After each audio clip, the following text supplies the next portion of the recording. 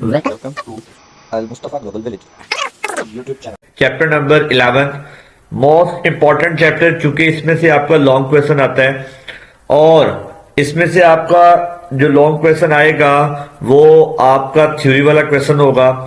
गिनती के 5 से 6 टॉपिक हैं जो आपकी स्क्रीन पर आपको नजर आ रहे होंगे। डिसीजन कंस्ट्रक्ट के नाम से आपका ये चैप्टर है।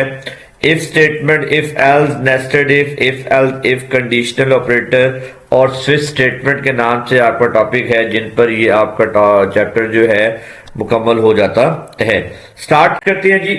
सबसे पहले डिसीजन कंस्ट्रक्ट पढ़ने से पहले हम पढ़ेंगे कि आपका कंट्रोल स्ट्रक्चर क्या होता है। तो याद रखिएगा, when a computer program is executed, the execution control moves from one statement to next statement to take action or program statement. Control structure is used to control the flow of execution of the program.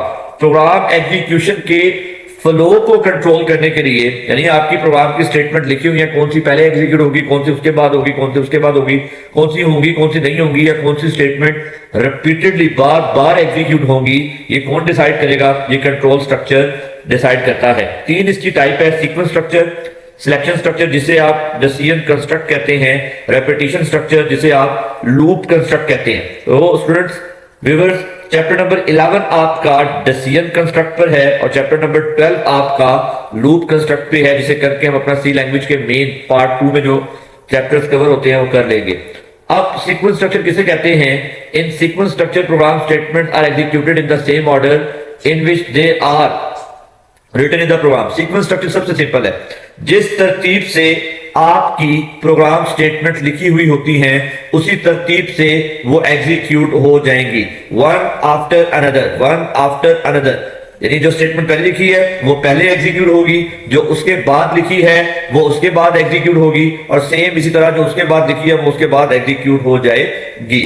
दूसरी type जो हमारा ये chapter है, जिसे आप selection structure कहते हैं और डिसीजन कंस्ट्रक्ट के नाम से जिसे आप जानते हैं। Selection structure is used to selecting a statement or group of statement for execution on the basis of given condition.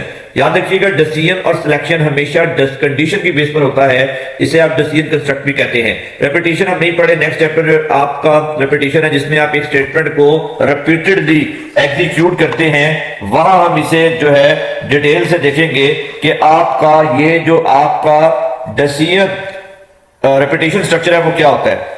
Explain selection structure with the help of name different type of selection structure. हम यहां बात सिर्फ कर रहे हैं selection structure जिसे आप decision construct कहते हैं वो क्या होते हैं, उसके डिफरेंट टाइप्स बताएं। Selection structure is used for selecting a statement or group of statements on the basis of given condition. Condition की बेस पर किसी एक स्टेटमेंट को एग्जीक्यूट करने के लिए, कंडीशन की बेस पर किसी एक पार्ट को एग्जीक्यूट करने के लिए हम क्या यूज करते हैं जी? हम सिलेक्शन स्ट्रक्चर जिसे आप डिसीजन कंस्ट्रक्ट भी कहते हैं वो यूज करते हैं। इसके लिए डिफरेंट स्टेटमेंट्स यूज होती हैं। वो कौन कौन सी हैं वो आपकी स्क्रीन पर अब डिस्प्ले हो रही होंगी कि आपके पास इफ स्टेटमेंट यूज होगी, if else structure, nested if else if और कंडीशनल ऑपरेटर और स्विच स्टेटमेंट यूज होगी। वन बाय वन इसे करते हैं। अच्छा, जब आपको ये लॉन्ग क्वेश्चन आएगा तो आप अटेम्प्ट कैसे करेंगे? फॉर एग्जांपल, इफ स्टेटमेंट आ गया या इफ एल्स आ गया या इफ एल्स इफ आ गया या स्विच स्टेटमेंट आ गया। ज्यादा इंपॉर्टेंट वैसे स्विच स्टेटमेंट और इफ एल्स इफ स्टेटमेंट है आपके पास। सबसे पहले याद रखिएगा, आप इसे 4 चीजें बताएंगे उसके बारे में। आप डेफिनेशन बताएंगे, सेकंड वन सिंटैक्स बताएंगे, थर्ड फ्लो चार्ट और फोर्थ उसका एग्जांपल प्रोग्राम। ये 4 चीजें जब आप बता देंगे तो आपको पूरे नंबर इस क्वेश्चन में मिल जाएंगे। जैसे इफ स्टेटमेंट पर उसने आपको नॉट लिखने के लिए कह दिया है, तो सबसे पहले आप इफ स्टेटमेंट को डिफाइन करेंगे। It is the simplest form of selection structure. Simplest structure का मतलब क्या है? It is a decision making statement. It is used to execute or to ignore a statement or a set of statement after testing the condition. देखिए, simplest structure का मतलब ये है, या तो ये एक स्टेटमेंट को एग्जीक्यूट कर देगा या स्किप कर देगा, यानी आपको वन वे डिसीजन देता है। वन वे डिसीजन का मतलब क्या है? ये देखें, सिंटैक्स आपके सामने है नीचे।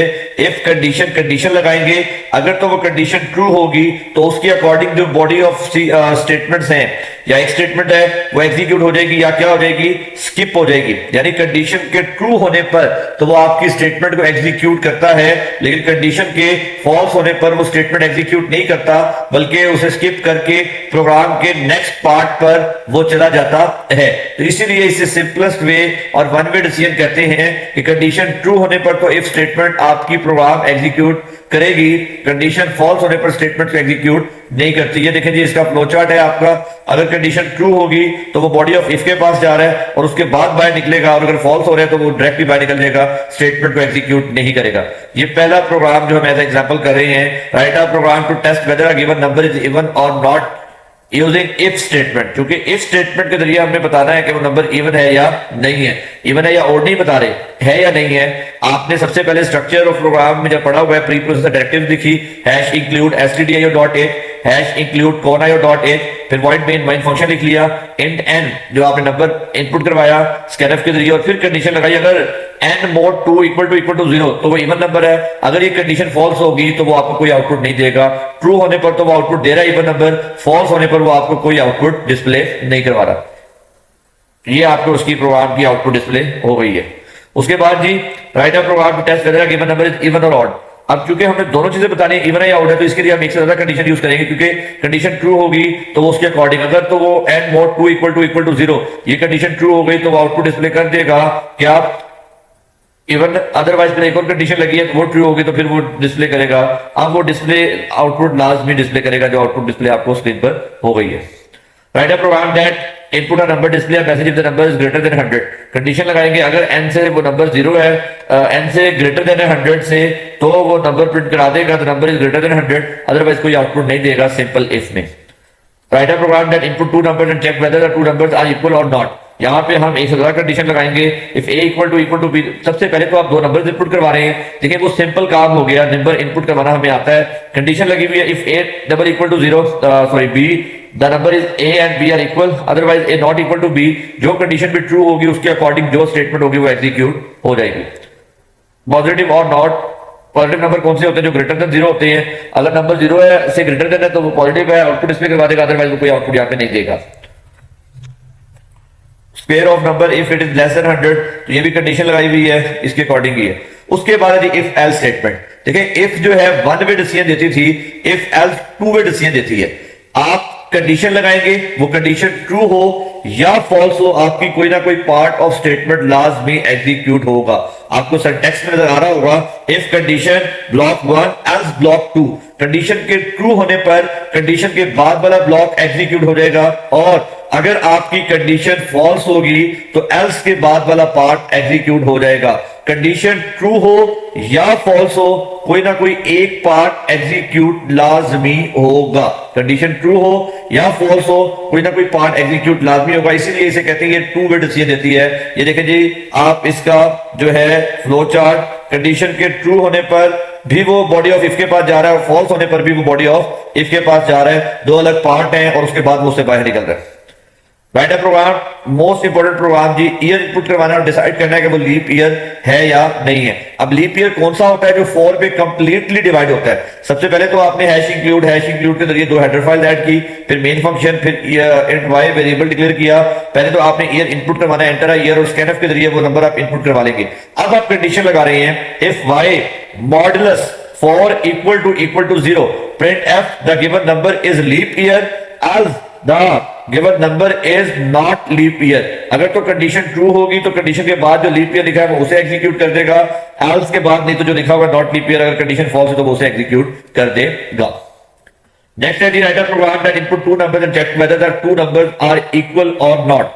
दो नंबर्स इनपुट करवाने हैं और बताना है कि वो इक्वल है या नहीं है। सबसे पहले तो आप दो नंबर इनपुट करवाएंगे, प्रिंटफ के जरिए मैसेज डिस्प्ले करवाएंगे और स्कैनफ के जरिए वो नंबर्स इनपुट करवाएंगे। फिर कंडीशन लगा रहे हैं if a equal to b। हमें पता है इक्वल के लिए सी लैंग्वेज में डबल इक्वल साइन यूज होता है, सिंगल इक्वल तो as a assignment operator use होता है। कंडीशन लगाई, अगर तो ये कंडीशन फुलफिल हो गई, the number a and b are equal, else they are not equal. Write a program, input two numbers and determine whether the first number is multiple of second number or not. आप सबसे पहले दो number input करवाएंगे और फिर condition लगा रहे हैं if a mod b equal to 0 and b mod a double equal to 0, the numbers are multiple of each other else they are not multiple for each other.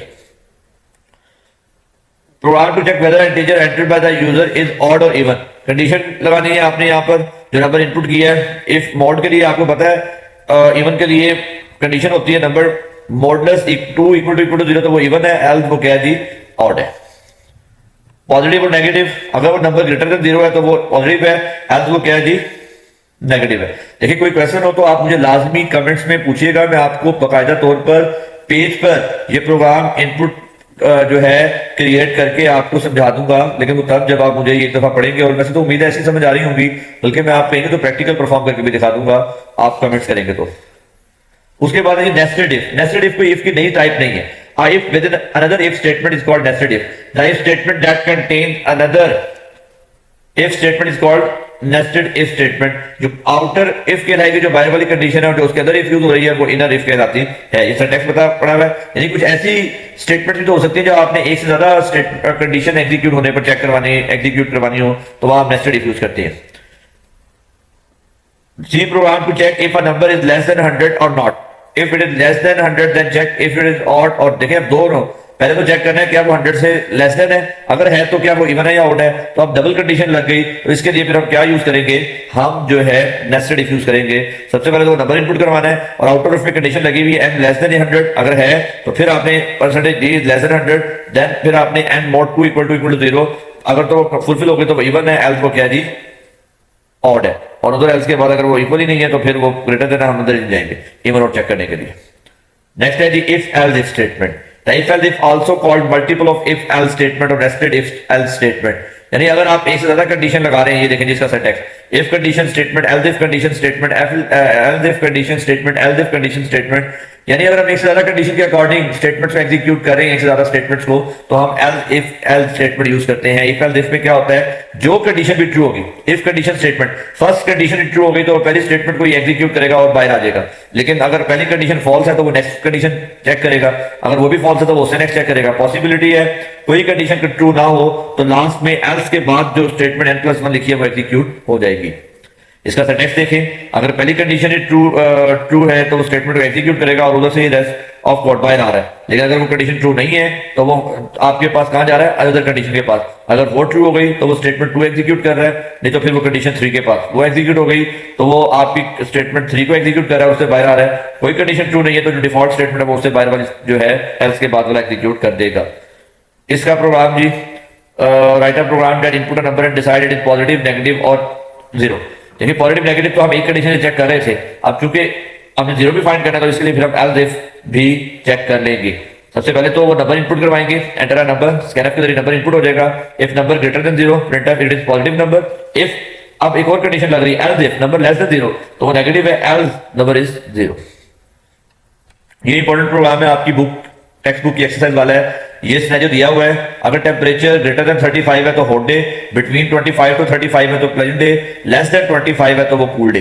तो आप condition लगाएंगे, सबसे पहले तो आप टेम्परेचर इनपुट करवाएंगे, फिर condition लगा देंगे टी ग्रेटर देन 35 प्रिंट है hot day else if temperature यानी T greater than equal to 25 and sign, क्योंकि मिड में रहना है हमने, T less than equal to 35 pleasant day else if T less than 25 cool day. अगर इनमें से कोई भी नहीं है एल्स प्रिंट एफ इनवैलिड और प्रोग्राम यहां पर खत्म.